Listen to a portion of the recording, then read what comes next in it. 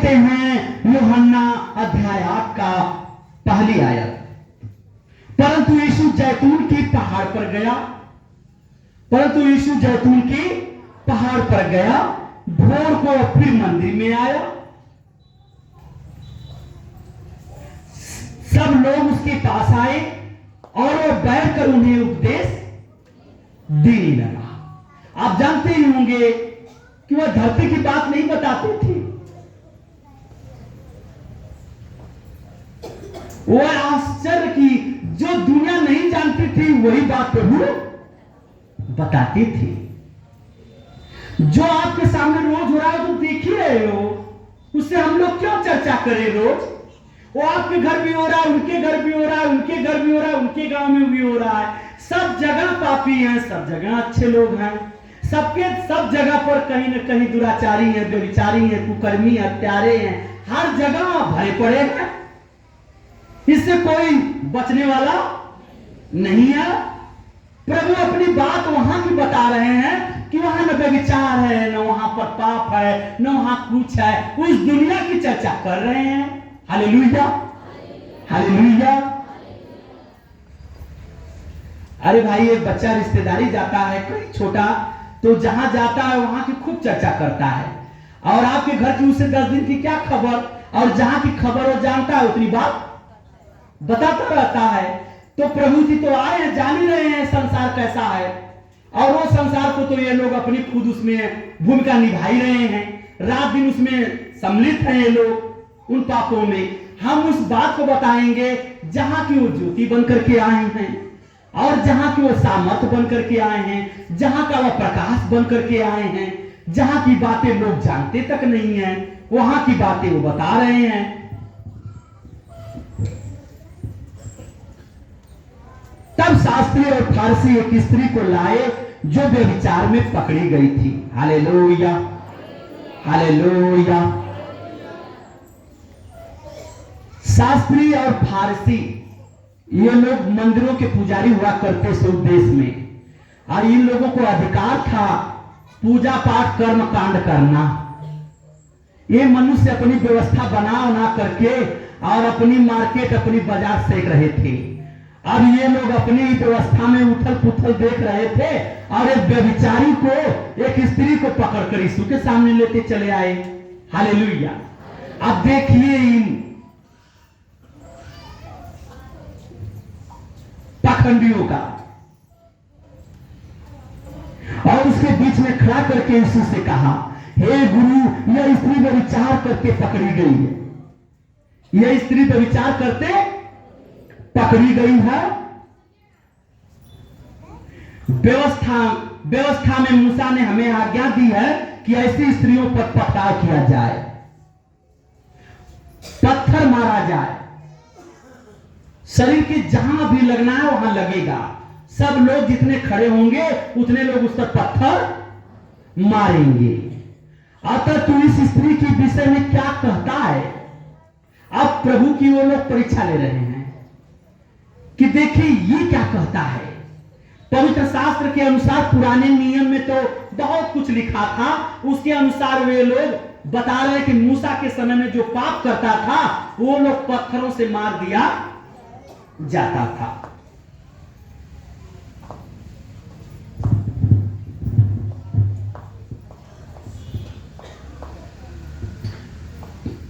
अतः तू इस स्त्री के विषय में क्या कहता है? उन्होंने उसको परखने के लिए बात कही। हालेलुया। ताकि उस पर दोष लगाने के लिए कोई बात पाए, परंतु यीशु झुककर उंगली से भूमि पर लिखने लगा। जब वे उससे पूछते ही रहे तो उसने सीधे होकर उनसे कहा, प्रभु, तुम्हें जो निष्पाप हो वही पहले उसको पत्थर मारी। तुम लोगों ने सही बात कहा है। लिखा है पवित्र शास्त्र में कि जो लोग पापी ठहरे उन्हें पत्थरों से मारा जाए। मैं जानता हूं, तो ऐसा करो कि जो लोग पाप नहीं किए हैं आप लोगों में से, वो पहले पत्थर उठाकर इसे मार दे। हालेलुया। हालेलुया।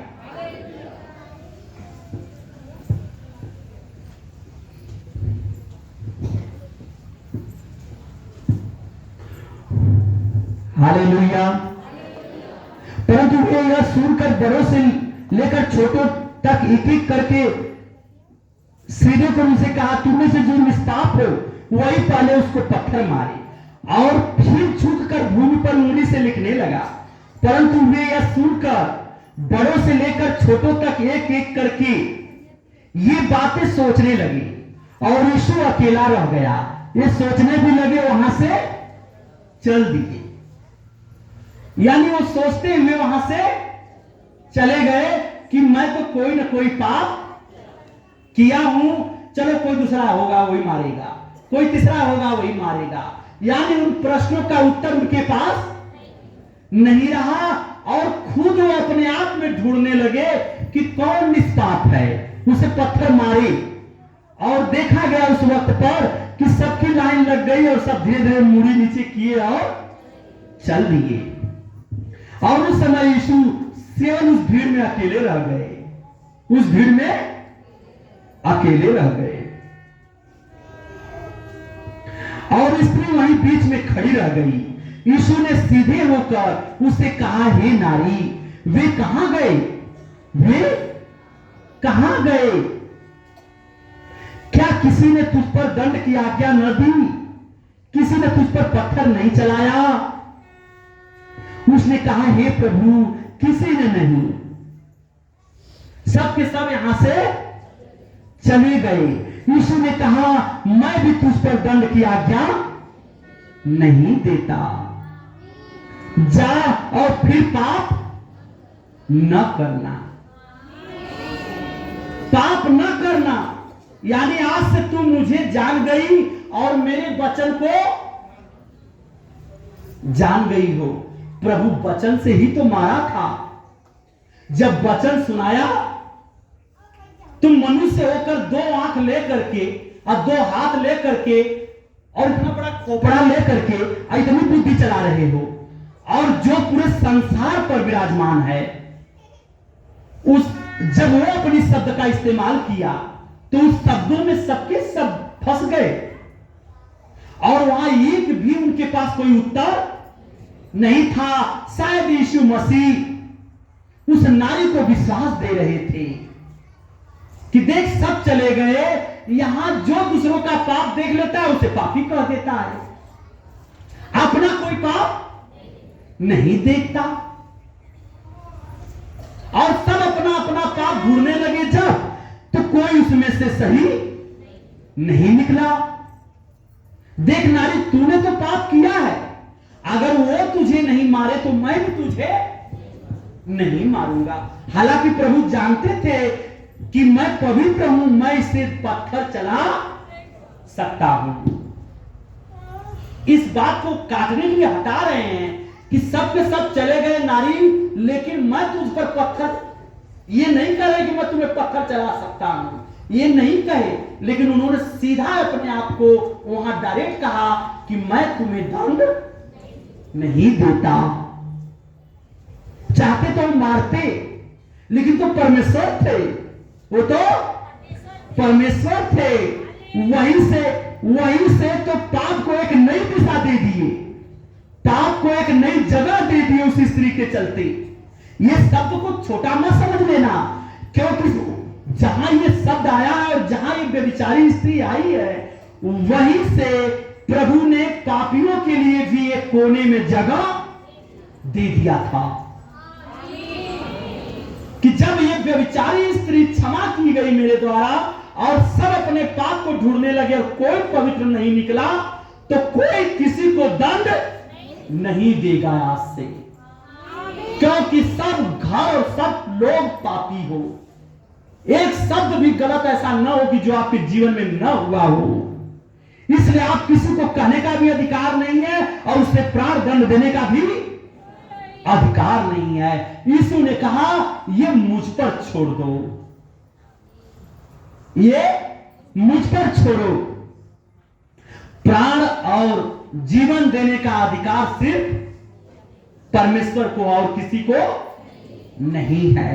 इसलिए परमेश्वर ने, यीशु मसीह ने उस समय उसको क्षमा किया और एक बात बताया।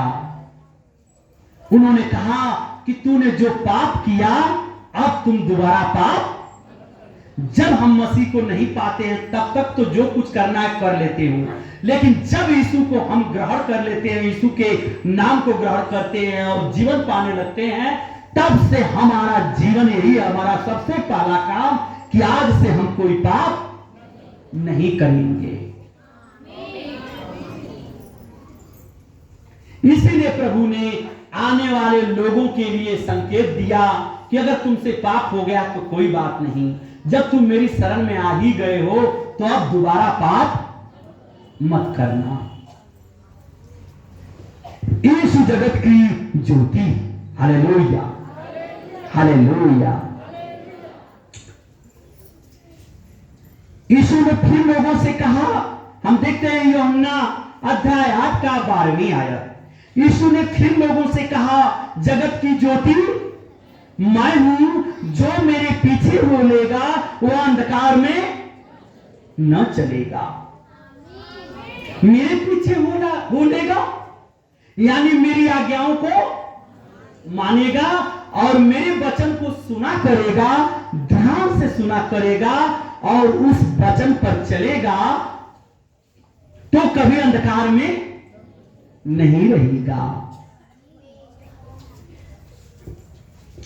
अंधकार में न चलेगा परंतु जीवन की ज्योति पा जाएगा, उसे जीवन दिया जाएगा। पाप छोड़ देगा और मुझे ग्रहण कर लेगा यानी मुझ पर विश्वास कर लेगा तो अनंत जीवन पाएगा।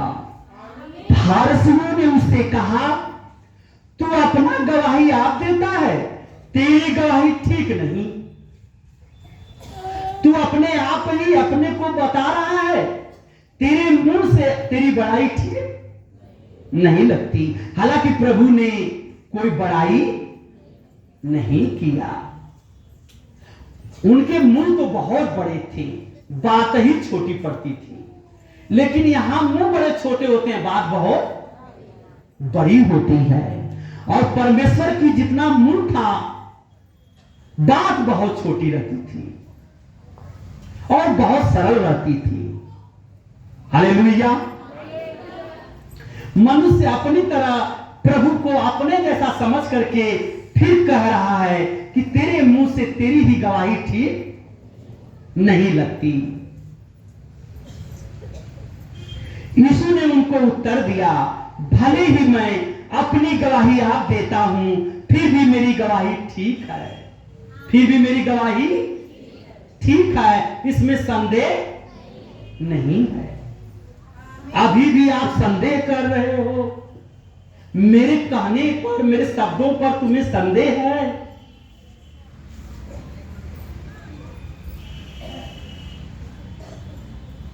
क्योंकि मैं जानता हूं कि मैं कहां से आया हूं और कहां को जाता हूं, परंतु तुम नहीं जानते कि मैं कहां से आता हूं या कहां को जाता हूं। हालेलुया।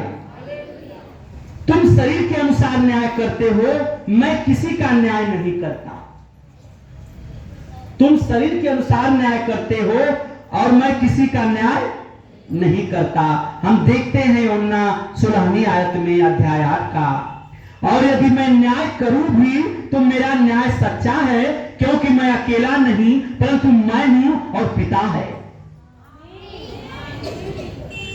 प्रभु कहता है कि अगर जब मेरा न्याय होगा तो उसमें कोई खोट नहीं होगा, दूध की तरफ पाक हो जाएगा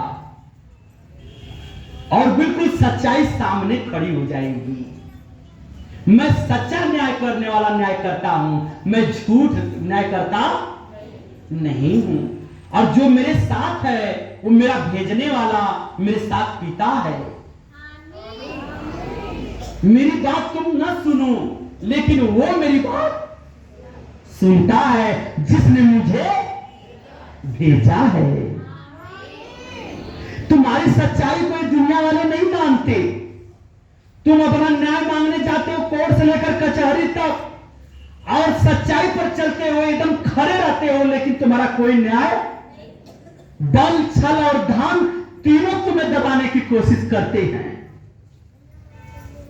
लेकिन यीशु पर वही बात आ रही है कि जब मैं न्याय करूंगा तो दूध का दूध और पानी का पानी हो जाएगा। पानी अलग हो जाएगा, दूध अलग हो जाएगा। झूठ को मैं छाड़ दूंगा और सच्चाई को मैं अलग कर लूंगा। मेरा वो न्याय होगा। मेरा कोई मिलावटी, घुसखोरी, लोभ लालची ये न्याय नहीं होगा। डर और भय वाला न्याय नहीं होगा। मेरा न्याय न्याय होगा, वो सच्चा होगा, खरा होगा। तो इसीलिए मसीहों का न्याय कोई नहीं करता है, लेकिन यीशु मसीह न्याय करता है। वही अपनी धूप छाया लेकर के मसीहों के ऊपर खड़ा हो जाता है कि तुम मत घबरा बेटा, मैं मौत में से, मैं आग में से, मैं विश्वासियों को गड्ढे में से निकाला तो तुझे क्यों ना निकालूंगा, तुझे क्यों ना बचाऊंगा मैं। तो मुझ पर भरोसा कर।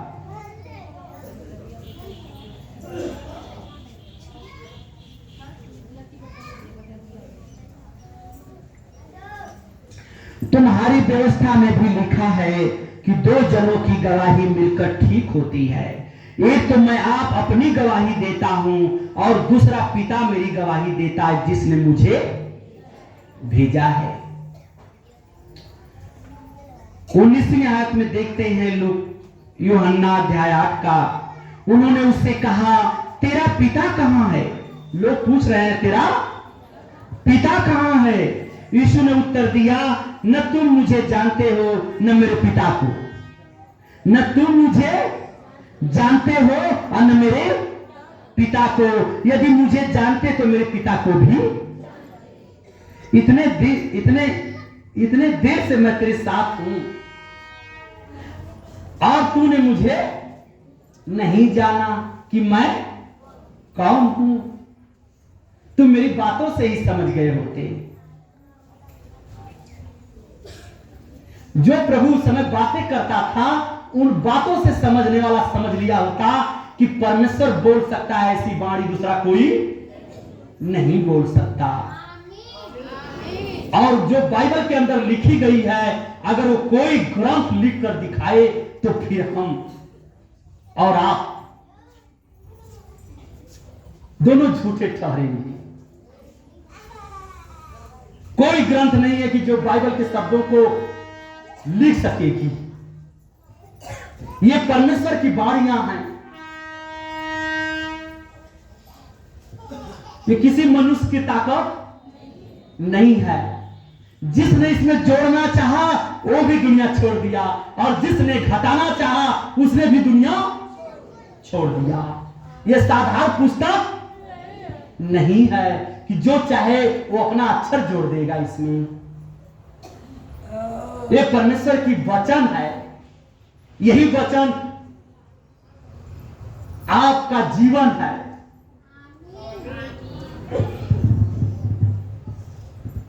यीशु ने उत्तर दिया, न तुम मुझे जानते हो न तो मेरे पिता को। यदि मुझे जानते तो मेरे पिता को भी जानते। हालेलुया।